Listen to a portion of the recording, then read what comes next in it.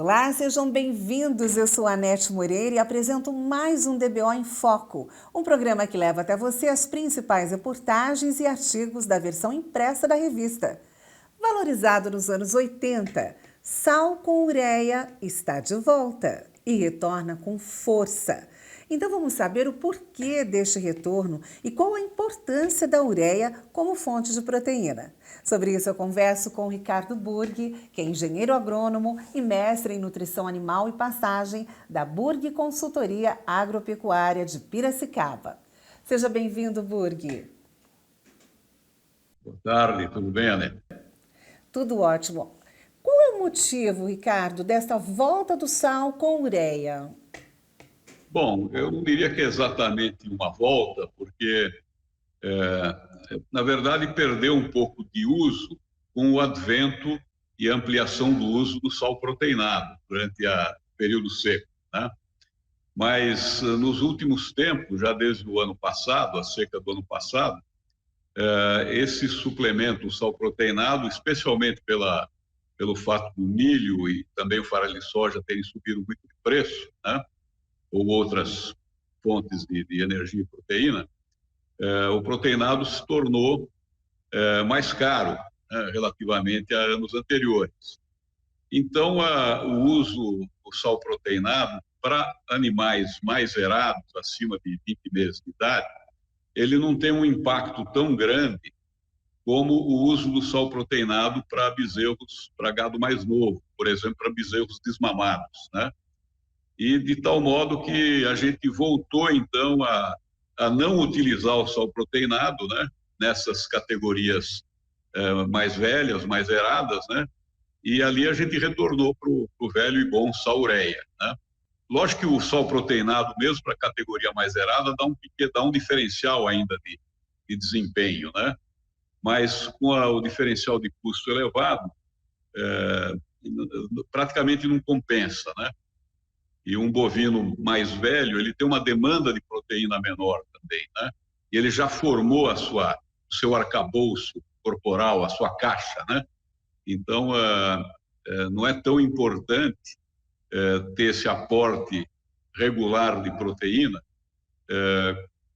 para esse gado mais errado do que para um gado mais novo, que é onde é muito mais importante manter o fornecimento desse aporte regular de proteína para permitir uma boa digestão da massa seca da pastagem durante a seca. Então, a gente deixou de fornecer para as categorias mais eradas, mas permanecemos com o sal proteinado nas categorias mais jovens, né? E nas categorias mais eradas, voltou o sal ureia, que é um desembolso mensal bem menor do que com o sal proteinado, né? Você falou bom e velho sal. O que significa isso para o bovino? A ureia é uma fonte de nitrogênio que é aproveitada dentro do rumen, ela se quebra em amônia, e essa amônia é aproveitada pelas bactérias do rumen, especificamente ou especialmente aquelas que digerem a fibra, as bactérias celulolíticas, né? E então, quando você tem uma pastagem com 3, 4, 5, geralmente na seca, abaixo de 5% de proteína bruta, você não está nutrindo nem o boi, nem as bactérias do rumen. Então, o gado consome aquela forragem seca e não consegue digeri-la. E ela fica muito tempo, tem uma taxa de passagem pelo trato digestivo, pelo rumen, muito lenta. De tal modo que o gado come pouco, porque o alimento que ele consumiu vai sendo fermentado muito lentamente e passa para o trato digestivo inferior muito devagar, né? E então esse adicional de ureia, essa mistura de ureia no sal, objetiva nutrir as bactérias do rumen, para que elas possam digerir melhor a fibra. E elas digerindo a fibra, elas produzem aqueles ácidos graxos voláteis que são fonte de energia para o ruminante, né? Então, o ruminante obtém a sua energia desses ácidos graxos produzidos pelas bactérias do rumen ao digerirem a fibra. E as próprias bactérias, com a sua população aumentada em função da nutrição proteica, da nutrição do fornecimento de amônia que elas vão utilizar para sintetizar a sua própria proteína, essa população de bactérias está se renovando, né? Então, as bactérias que completam o seu ciclo e morrem, né? Isso é um processo muito rápido, né? Elas vão passando também para o trato digestivo inferior do bovino como fonte de proteína. As próprias bactérias se tornam fonte de proteína. Elas são nutridas com a amônia que elas precisam para se multiplicar, né? Para produzir a sua própria proteína. E elas, ao morrerem, passarem para o trato digestivo inferior do bovino, elas se tornam fonte de proteína para o bovino. Além de digerirem, quebrarem, né, a fração fibrosa da forragem e, com isso, liberando compostos energéticos para o aproveitamento do próprio bovino. E é interessante para os bezerros recém-desmamados? Especialmente para os bezerros, o gado mais jovem, que está naquela fase de ímpeto de crescimento, né? E os bezerros desmamados, de repente, não têm uma importantíssima e primordial fonte de proteína, que é o leite materno, né? E a nossa desmama, ela é fortemente concentrada no início do período seco, maio, junho, julho, né? Por mais que não se tenha estação de monta, quem tem mesmo monta durante o ano inteiro, mas naturalmente ocorre uma concentração das prenheses na época de pastagens mais disponíveis, né? Em dezembro, janeiro, fevereiro. Então, com isso, a gente tem as parições lá no final do ano e a desmama em maio, junho, julho, fortemente concentrada no país. E essa desmama ocorre na boca do período seco, quando as pastagens já estão perdendo qualidade, perdendo teor proteico, né? E esses animais demandam, jovens, recém-desmamados, demandam muita proteína. Então, ao fornecermos o sal ureia, a gente está alimentando as bactérias do rumen e melhorando a nutrição proteica, por consequência, dos bovinos, e energética também.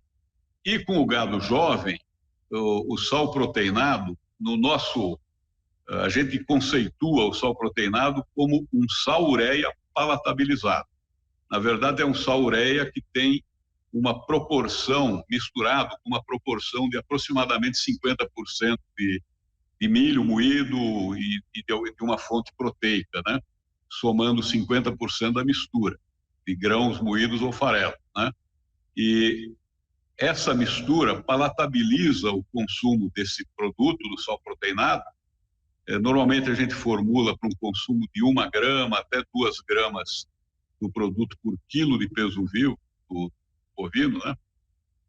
E além dele já fornecer um pouco de proteína, um pouco de energia nesse consumo, mas não é isso o mais importante. O mais importante é que essa mistura vai proporcionar um consumo maior um pouco e mais regular da ureia no dia a dia do bezerro.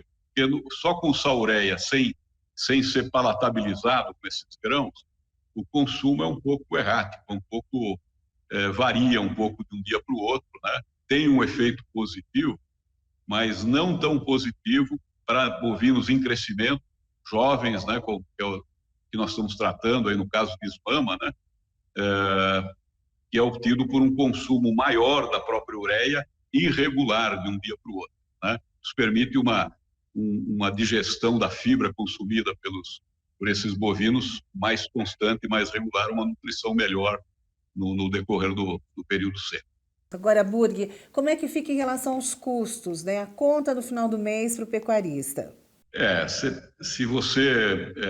Nós estamos comparando aqui fornecer o sal proteinado, né? Recomendando o sal proteinado para as categorias do gado mais jovem, né? Com menos de 2 anos, e ficar no sal ureia para o gado mais zerado, né? Para o gado mais jovem, um consumo aí de 1,5 grama por quilo de peso vivo, vamos dizer que é um bezerro desmamado com 200 quilos de peso vivo. Então, ele vai consumir cerca de 300 gramas do produto por dia. Esse sal proteinado, estou falando de proteinado agora para o gado jovem. Esse sal proteinado, ele vai custar hoje aí, como os grãos são uma parcela importante da mistura, né? E é principalmente o milho, né? A gente, nesses 50% de grãos da mistura, vai ter 40% de milho, 45% de milho, é um pouquinho só da fonte de proteína, do suplemento proteico, da proteína verdadeira, né? Mas o milho, então, está caindo. Hoje o milho custa menos de, está aí R$80, 70, dependendo da região do Brasil. Então, dá menos do que 1,40, 1,30, né? Então, a mistura de sal proteinado custa hoje na faixa de 2,50, 2,80, por aí por cabeça de. Um consumo de 300 gramas, né? Você vai ter uma despesa de... tem que fazer a conta aí rapidinho, né? Vai dar uns 22 a R$25 por cabeça mês, certo? Financeiramente compensa, então. E aí vai ter um diferencial de ganho que o sal proteinado proporciona na faixa de 300 gramas em relação a um sal linha branca, que não tem ureia, tá? Vai dar um diferencial de ganho de até 300 gramas. Então, um bezerro que não ia nem ganhar peso, ele passa a ganhar 300 gramas. Ou seja, ele vai ganhar 9 quilos no mês. 9 quilos vale R$90, pelo menos, hoje, né? E você vai ter despendido aí 25, talvez R$30 com o sal proteinado por cabeça mês, entendeu? Então, a vantagem é muito grande para o gado jovem. Agora, para o gado mais errado, um gado de 2 anos, se você der o sal ureia, você já tem um diferencial de pelo menos 200 gramas, 250 gramas, né?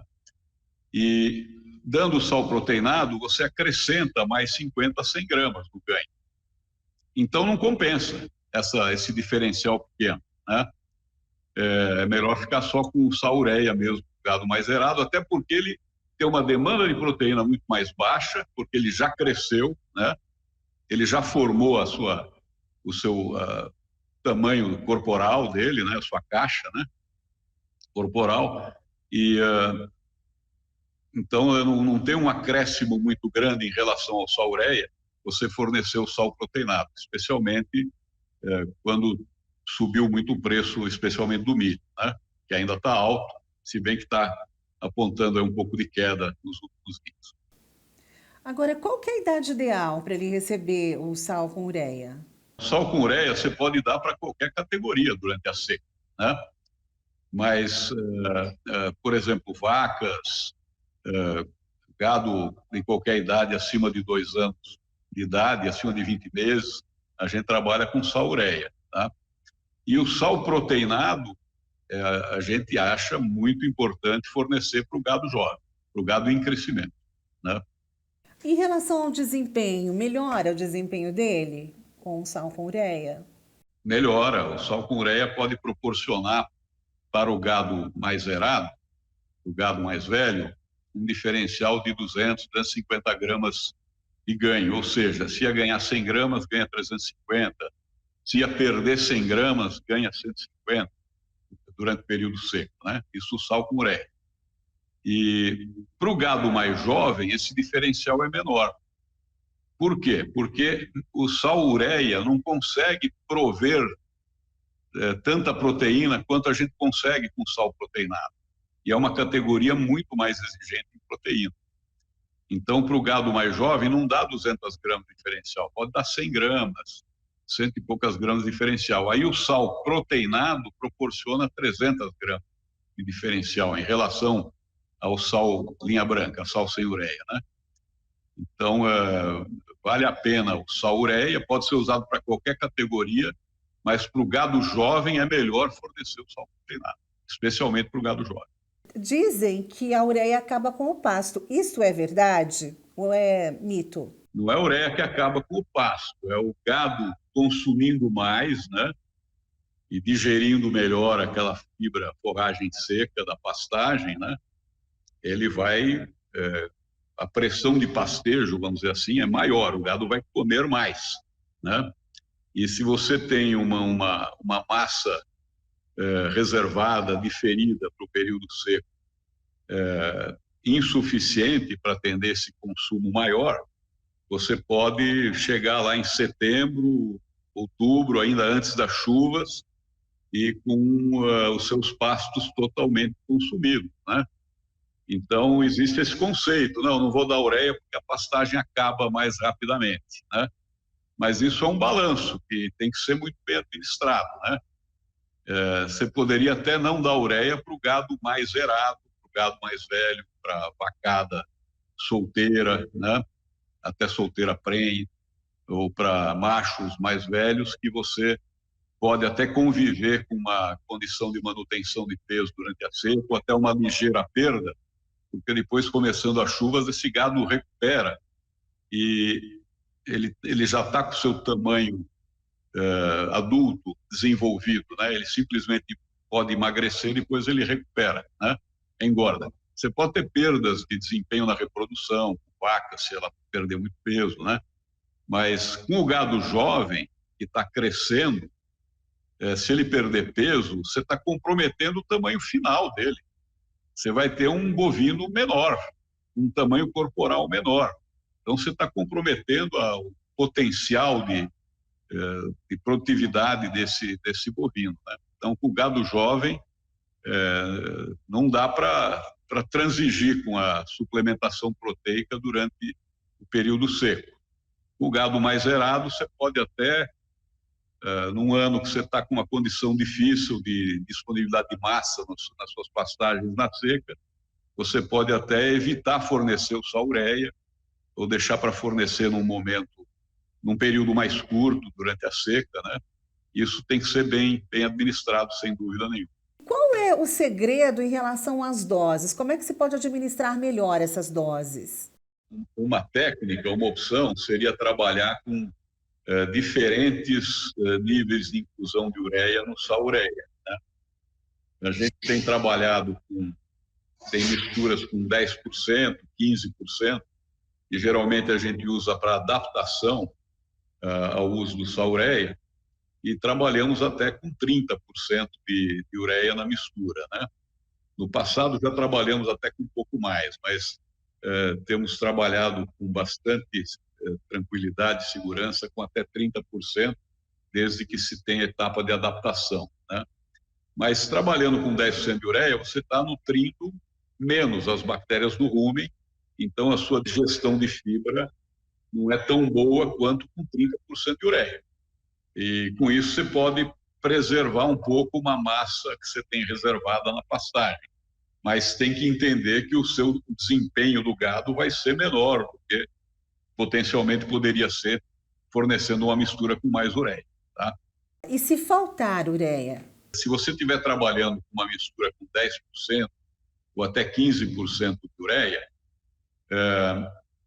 e faltar ureia, mas você continuar fornecendo uma outra mistura mineral, um sal mineral sem ureia, de tal modo que o gado esteja mineralizado, não é o que a gente chama fome de sal, né? Você pode voltar para aquele sal 10 ou 15 sem problema nenhum quando uma nova compra que atrasou, por exemplo, chegar na fazenda, né? Mas se faltar o sal-ureia e você não tiver o que colocar no coxo, no lugar do sal-ureia, uma outra mistura mineral, mesmo nesses níveis mais baixos, de 10, 15%, é conveniente você fornecer um pouco de sal sem ureia durante 2, 3 dias, ou até sal branco durante 2, 3 dias, para depois voltar a fornecer a mistura com ureia, o sal-ureia, né? E se você está trabalhando com sal-ureia com 30% de ureia, em todos os casos tem que ter um passo de adaptação. Você vai dar uma semana ou 2, ou pelo menos 3, 4 dias do sal com 15% de ureia, 10 ou 15, e depois partir para o sal com 30% de ureia. Mas se o gado tiver com fome de sal, antes desse passo de adaptação, você tem que dar uma outra fonte de sal mineral sem ureia, porque o gado com fome de sal pode consumir 300 gramas, 350 gramas de sal mineral de uma vez, e numa mistura com ureia, isso pode significar um consumo excessivo. E para encerrar, você quer dar um conselho para o pecuarista? Quer falar mais alguma coisa dos cuidados que se deve ter com relação a isso? A ureia, ela existe um conceito aí que ela não pode molhar, né? Com a chuva e tal. Na verdade, não é que ela não pode molhar, ela não pode... A ureia é muito solúvel, né? Então, se você tiver um coxo não coberto e cai lá uma chuva que lava o sal mineral desse coxo, o coxo é um pouco inclinado, vamos dizer, e acumula aquele líquido no canto do coxo, onde uma boa parte da ureia contida no Saluré foi dissolvida, né? Então, aquela salmoura ali, aquele líquido, ele está com uma proporção de ureia muito alta. Então, pode chegar um bovino ali e beber esse líquido e acaba consumindo uma quantidade muito alta de ureia, que seria algo acima de 40 gramas por 100 quilos de peso vivo, né? E essa quantidade de ureia nesses níveis pode causar uma intoxicação, porque disponibiliza muita amônia no rumen, as bactérias não dão conta de aproveitar toda essa amônia disponível proveniente da ureia, e essa amônia vai para a circulação e causa problemas sérios neurológicos, né?